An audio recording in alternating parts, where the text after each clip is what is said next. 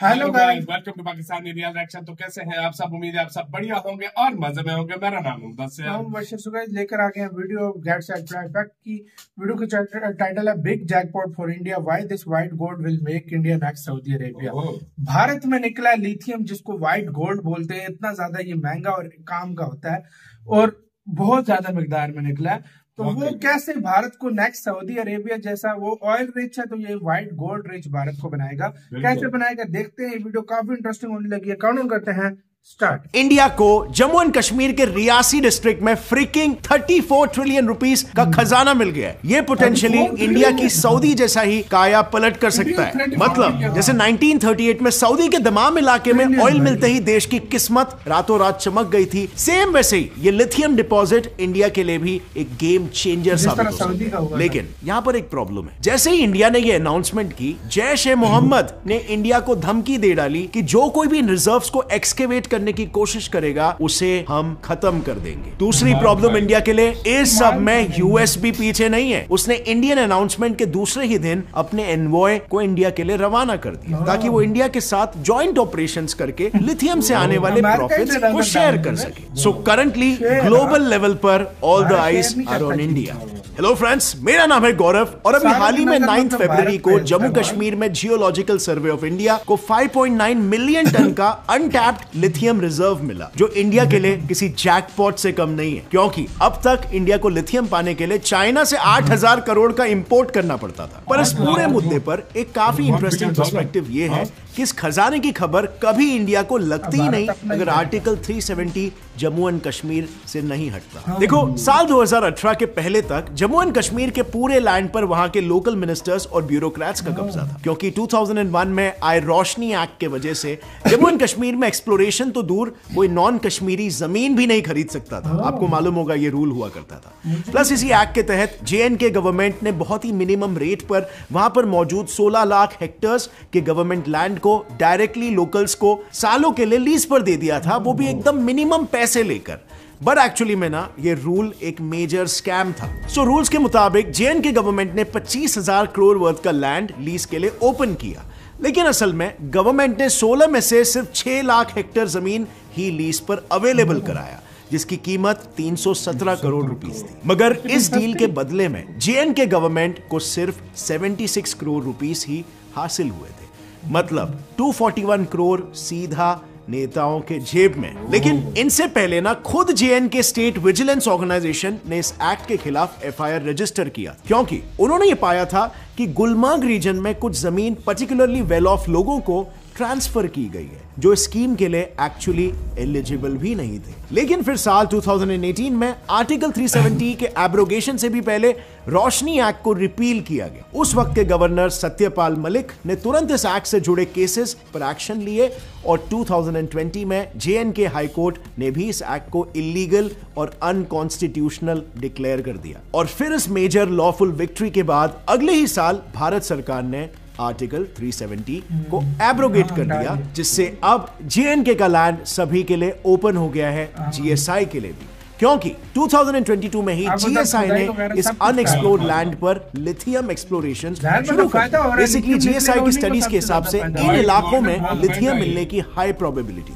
और जैसे कि मैंने पहले भी कहा, इंडिया हर साल 8,000 करोड़ से भी ज्यादा पैसा लिथियम इंपोर्ट्स में गंवा रहा है। तो जीएसआई का विजन एकदम क्लियर था, जल्द से जल्द लिथियम की खोज करके इंपोर्ट्स को कट करना। और फाइनली 9 फरवरी को मिनिस्ट्री ऑफ माइंस ने अपने ट्विटर हैंडल पर यह हिस्टोरिक अनाउंसमेंट की कि उन्हें 5.9 million ton lithium reserves J and K के रियासी डिस्ट्रिक्ट में मिले हैं। अब ये एक्सप्लोरेशन तो सिर्फ एक आउटकम है आर्टिकल 370 के रिवोक होने का।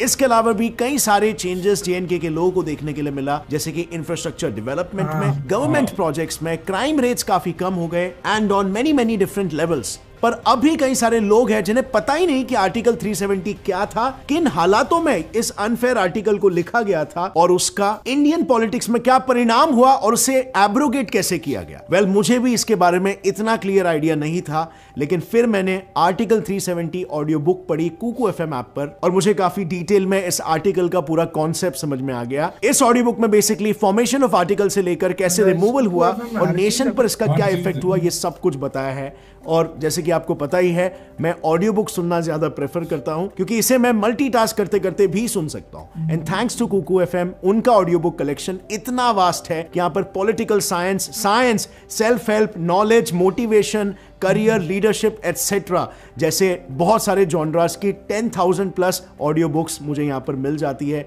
वो भी लेस देन ₹2 में, कंपेयर टू बाइंग बुक्स। इस ऐप की बेस्ट बात मुझे ये लगती है कि मेरे रिसर्च के समय में मैं इन चैप्टर्स में अपने नोट्स भी बना सकता हूं और स्लीप टाइमर फीचर के थ्रू इसमें मैं स्लीप टाइम भी स्केड्यूल कर सकता हूं, ताकि अगर सुनते सुनते नींद आ गए तो भी कोई प्रॉब्लम नहीं, ऑडियो बुक अपने आप बंद हो जाएगी और फिर से वहीं पे स्टार्ट होगी। कुकू एफएम पर करीब 2.3 मिलियन से भी ज्यादा एक्टिव पेड सब्सक्राइबर्स है। अब आप भी इस ऑडियो बुक की दुनिया का पार्ट बन सकते हो कुकू एफएम के एक्सक्लूसिव 50% डिस्काउंट के साथ। मतलब कुकू एफएम अपने सारे यूजर्स को जो फर्स्ट मंथली सब्सक्रिप्शन ले रहे हैं उनको दे रहा है फर्स्ट मंथ का सब्सक्रिप्शन सिर्फ ₹49 में। ये ऑफर वैलिड है सिर्फ फर्स्ट मंथ के सब्सक्रिप्शन के लिए। And don't forget to use my coupon code GetSet50 for 50% off on first month subscription. Link description में है। And now let's jump back to the topic. और ये न्यूज सुनकर सारे के सारे इंडियंस फूले नहीं समा रहे। सो मिनिस्ट्री ऑफ माइंड्स ने अपने ट्विटर हैंडल पर ये हिस्टोरिक अनाउंसमेंट की और बस फिर क्या था, दुनिया भर से अलग अलग रिस्पॉन्सेज आना शुरू हो गए, जिसमें से एक था Jaish e Mohammed backed anti India organisation people's anti fascist front PAFF ने इंडिया को यह कहकर धमकाया कि जो कोई भी इन रिजर्व्स को एक्सकेवेट करेगा उसे वो खत्म कर देंगे। उन्होंने तो कश्मीरीज को भी ये कहा उकसाने के लिए, ये कह के कि JNK के रिसोर्सेज सिर्फ वहां के लोगों के हैं और बाहर वाले उसे ले नहीं सकते।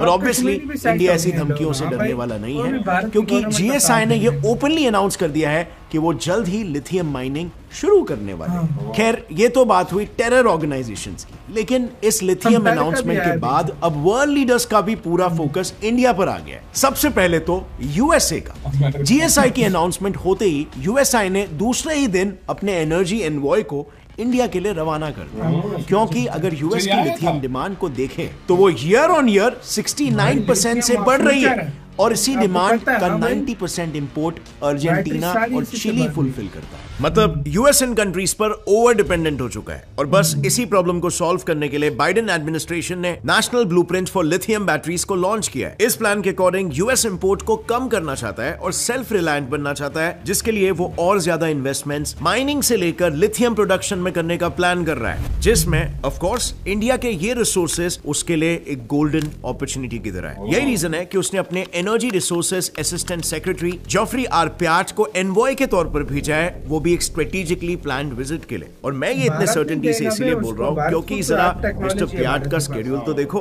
वो 13 से 17 फेब के बीच में मुंबई में सभी बड़े बिजनेस लीडर्स को मिलेंगे, फिर पुणे में एंटरप्रेन्योर्स और इंजीनियरिंग स्टूडेंट्स को मिलेंगे और आखिर में गवर्नमेंट ऑफिशियल से मिलने वो दिल्ली जाएंगे। अब ये क्रोनोलॉजी आपको समझ में आ रही है? वेल, प्रीटी क्लियरली ये एक लिथियम एक्सप्लोरेशन डील साइन करने की कोशिश हो सकती है। खैर, यूएस तो फिर भी एक डेमोक्रेटिक नेशन के साथ डील करने की सोच रहा है, बट लिथियम आज सभी ग्लोबल लीडर्स के लिए इतना इंपॉर्टेंट हो गया है कि इस पर अब टेररिस्ट रेजिम्स की भी नजर पड़ने लगी है। और इसका बेस्ट एग्जांपल है चाइना। देखो, दुनिया का 60% लिथियम प्रोडक्शन चाइना ही करता है, पर इसके बावजूद भी उसकी नजर अब अफगानिस्तान के डिपॉजिट्स को हड़पने पर है। बेसिकली कहा जाता है कि अफगानिस्तान के पास $1 ट्रिलियन वर्थ के अनटैप्ड लिथियम डिपॉजिट्स, इन्हें अब तक एक्सट्रैक्ट नहीं किया गया और ना ही तालिबान को करना आता है। और इसीलिए जब रशिया यूक्रेन वॉर के वक्त सभी वर्ल्ड लीडर्स सिचुएशन को संभालने में लग गए थे, तब चाइना के रिप्रेजेंटेटिव्स तालिबान के साथ डील करने में लग गए थे। वेल, चाइना का मोटिव काफी क्लियर है, किसी भी तरह लिथियम मार्केट को अपने काबू में करना। अब ऑब्वियसली ये इतने सारे सुपर पावर्स इसके पीछे पड़े हैं,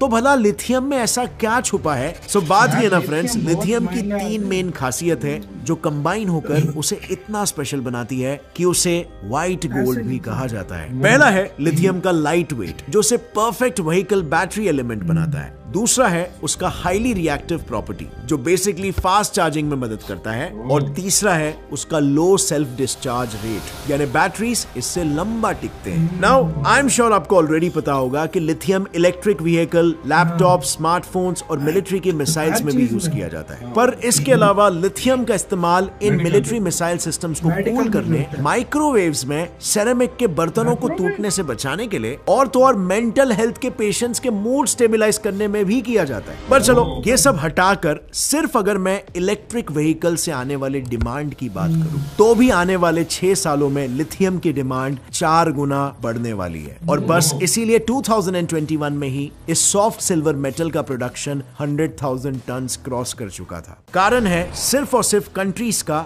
ईवी कमिटमेंट। बेसिकली सभी देश अपने कार्बन एमिशन को कलेक्टिवली कम करने में लग गए हैं और 2030 तक यूके, स्वीडन, जर्मनी जैसे देश खुद को 100% इलेक्ट्रिक व्हीकल मार्केट बनाना चाहते हैं। और ऐसी कंट्रीज जो इसी रास्ते पर चल रहे हैं उसकी लिस्ट बहुत लंबी है, क्योंकि एक्सपर्ट्स का ये कहना है कि ये व्हाइट गोल्ड फ्यूचर में ब्लैक गोल्ड यानी कि पेट्रोल को रिप्लेस करने वाला है। और अब आप समझे मैं क्या कह रहा था जब मैंने इंडिया की सिचुएशन को सऊदी के सिचुएशन से कंपेयर किया था। जैसे ऑयल मिलने के बाद सऊदी की किस्मत रातों रात बदल गई, कुछ वैसे ही इंडिया के साथ भी हो सकता है। आप जरा सोचो, एक समय पर जिस देश में मोस्टली नोमैडिक्स रहते थे वो आज दुनिया का बजट हिला देने के काबिल बन गए, और सिर्फ वहां मिले ऑयल रिजर्व्स की वजह से। और ये सऊदी के केस में कैसे हुआ? वर्ल्ड वॉर 1 के बाद से दुनिया में एक मेजर ऑयल क्राइसिस आ चुका था, पर सुपर पावर्स के बीच की टेंशन कम होने का नाम ही नहीं ले रही थी। तो इंटर वॉर पीरियड में, मतलब फर्स्ट और सेकेंड वर्ल्ड वॉर के बीच वाले टाइम पर इन सुपर पावर्स ने ऑयल की खोज जोरों शोरों से शुरू कर दी। फिर 1938 में जब अमेरिका ने सऊदी के दमाम रीजन में एक्सप्लोरेशंस कंडक्ट किए, तब उन्हें यह पता चला कि यहाँ तो दुनिया का सबसे बड़ा पेट्रोलियम रिजर्व है। और बस फिर क्या था, सऊदी ने अपना ये ब्लैक गोल्ड दुनिया भर बेचना शुरू कर दिया। और इन्हीं रिजर्व से यूरोपियन, एशियन और अमेरिकन कंट्रीज के साथ सऊदी के डिप्लोमेटिक रिलेशंस बिल्ड होने लगे, उसकी इकोनॉमी बढ़ी, उसका ग्लोबल इन्फ्लुएंस बढ़ा, और आज सऊदी ओपेक नेशंस के साथ मिलकर ऑयल प्राइसेस को जब चाहे तब रेगुलेट कर सकता है। पर अब जो आगे दौर आने वाला है ना फ्रेंड्स, इसकी बात ही कुछ और होने वाली है। आज ये दौर शुरू हो चुका है और भविष्य भी इसी का होने वाला है, जो है व्हाइट गोल्ड। दुनिया भर में धीरे धीरे ऑयल पर डिपेंडेंसी कम हो रही है और लिथियम पर ज्यादा होना शुरू हो गई है।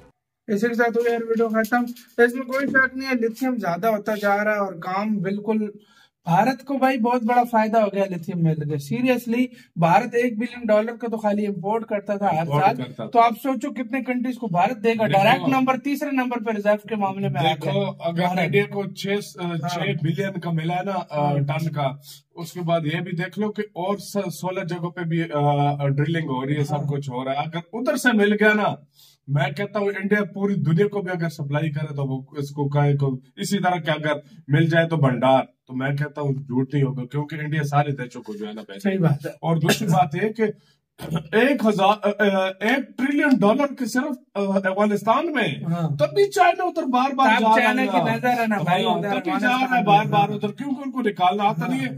सिर्फ ये नहीं, और क्या कुछ हो गया अफगानिस्तान में, तभी तो उधर सारी दुनिया लगी रही है यार। तो क्या होता है आगे भाई, भारत की तो मैं कहता हूँ जैकपॉट वाकी लग गया। व्हाइट गोल्ड फ्यूचर है भाई, आगे लिथियम से जितनी चीजें बनेगी आप हैरान। पेट्रोल को जो है ना यही चेंज करने वाला, यही चेंज करने लगा पेट्रोल के जो है ना। चलो अच्छा है, कम भारत बहुत भाई पैसा कमाने वाला है बहुत। आपका गैस क्या कहना है? अपनी जरूरत भी पूरी करेगा, लोगों की भी करेगा। बिल्कुल। आपका गैस क्या कहना है? अपने कमेंट सेक्शन में दे। वीडियो खत्म करते हैं हम लोग। बहुत ज्यादा ख्याल रखना तो यार।